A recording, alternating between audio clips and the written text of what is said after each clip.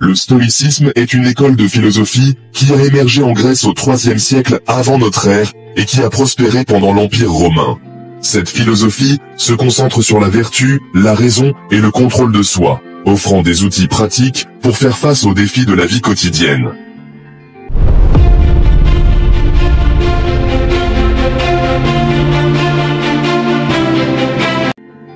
Les origines du stoïcisme. Le stoïcisme a été fondé par Zénon de Citium vers 300 avant Jésus-Christ. À l'origine, les stoïciens se rassemblèrent dans un portique à Athènes, appelé Stoa Poikile, d'où le nom de la philosophie.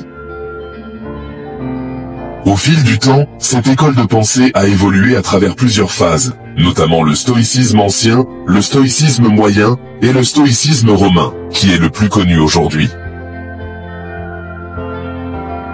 Les principes fondamentaux du stoïcisme. 1. Le contrôle de soi.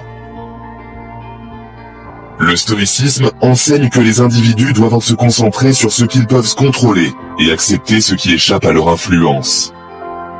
Cela implique de cultiver une attitude d'acceptation dans les moments difficiles. 2. La raison.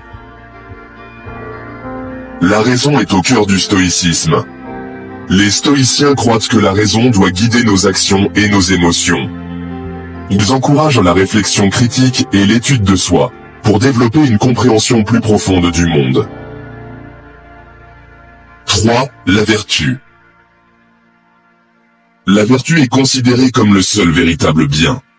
Pour les stoïciens, vivre en accord avec la nature et pratiquer des valeurs telles que la sagesse, le courage, la justice et la tempérance est essentiel pour mener une bonne vie.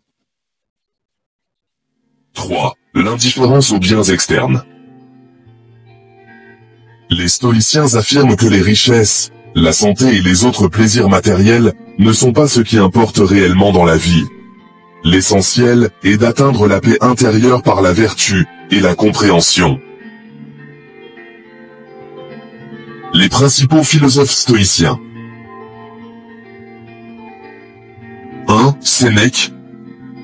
Philosophe romain et dramatique, Sénèque a abordé le stoïcisme dans ses lettres et essais, teintés d'une sagesse pragmatique. Ses réflexions sur la mort, la souffrance et la tranquillité d'esprit restent influentes.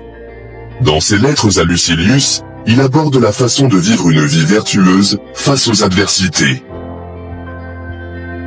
2. Épictète. Esclave affranchi devenu philosophe, Épictète a philosophé sur l'importance de la libre volonté et de la maîtrise de soi. Ses enseignements sont conservés dans les Entretiens et le Manuel d'Épictète, où il insiste sur la capacité de chaque individu à choisir sa réaction aux circonstances. 3. Marc Aurèle. Empereur romain et philosophe, Marc Aurèle est connu pour ses réflexions personnelles écrites dans ses pensées.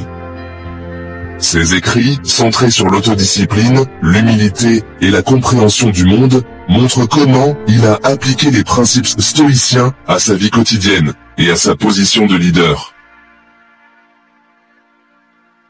En conclusion, le stoïcisme offre une philosophie pratique et accessible, visant à aider les individus à naviguer dans les défis de la vie avec sagesse et sérénité. En s'appuyant sur les enseignements de ces philosophes, chacun peut appliquer ces principes pour cultiver la résilience et l'harmonie intérieure. Que l'on cherche à comprendre le monde ou à gérer ses émotions, le stoïcisme demeure un guide intemporel vers une vie plus épanouie. Le stoïcisme est donc une philosophie de la vie, une boussole pour chaque homme voulant mener une vie vertueuse. Elle nous enseigne comment vivre une vie sereine et épanouie. Les stoïciens croient en la paix intérieure. Nous trouvons la paix en apprenant à maîtriser nos pensées et nos émotions. Le stoïcisme nous aide à faire face aux défis de la vie. La vie peut être imprévisible.